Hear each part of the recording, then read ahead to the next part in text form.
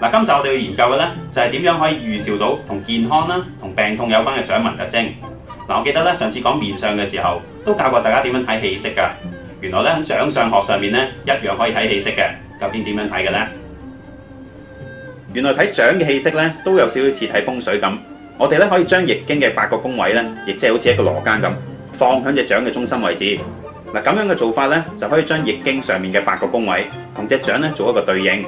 呢個方法咧有一個好處㗎，就係可以將咧每一個嘅易經宮位所代表嘅事同埋身體嘅部位或者器官咧，就由隻掌嗰度反映晒出嚟。嗱，好似大家而家見到掌中心嘅位置，相對於易經嘅宮位嚟講咧，就係中宮位啦。我哋咧一般會稱之為明堂。如果呢個明堂位咧出現咗一陣淡嘅暗灰色，就好似咧啱啱撞雨咗，開始發出嚟嗰隻暗灰色咁樣。嗱，其實咧如果發現咗隻掌有呢種顏色，一般咧都係反映咗呢排做任何嘢都係唔順，同埋冇乜成果，屬於一種咧諸事不順嘅氣色嚟㗎。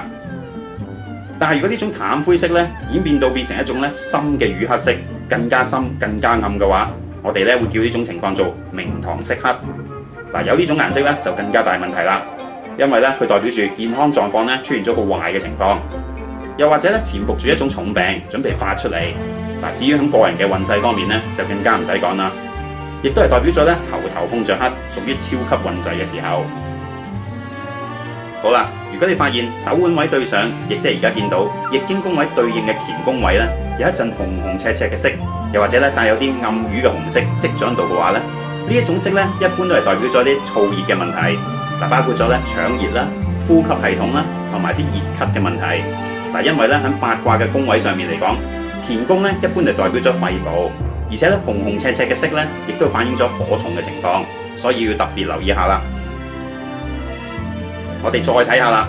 如果咧有一陣咧淡雅嘅枯黃色積咗喺個尾指對下呢個坤位嘅位置嗰度，原來咧都係同腸胃有關㗎。因為咧坤宮喺八卦嘅宮位上嚟講，一般咧都係同脾胃有關㗎。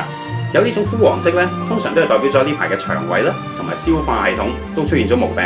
所以咧要留意下飲食嘅問題啦。嗱，我哋試下又 pan 到去隻掌嘅震宮位呢個位置嗰度。嗱，如果呢個位置咧出現咗一陣淡淡地、青青綠綠嘅色喺度嘅話咧，一般咧都係代表咗近期精神狀況都唔係太好。可以簡單啲講咧，就係心情咧忐忑不安，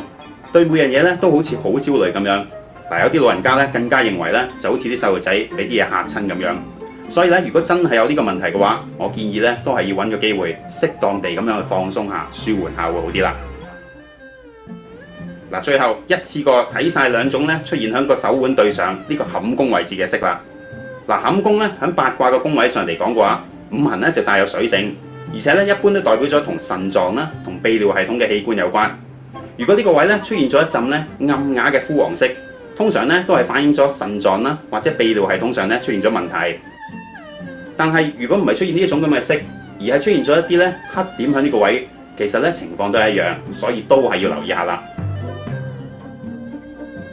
嗱，大家都應該聽過有諸於內就形諸於外。嗱，我相信咧每樣嘢事出必有因，所以咧如果隻掌真係出現咗頭先所講嘅情況嘅話，我覺得咧即使係當一個參考都好，去睇下醫生安心啲都未嘗唔係一件好事。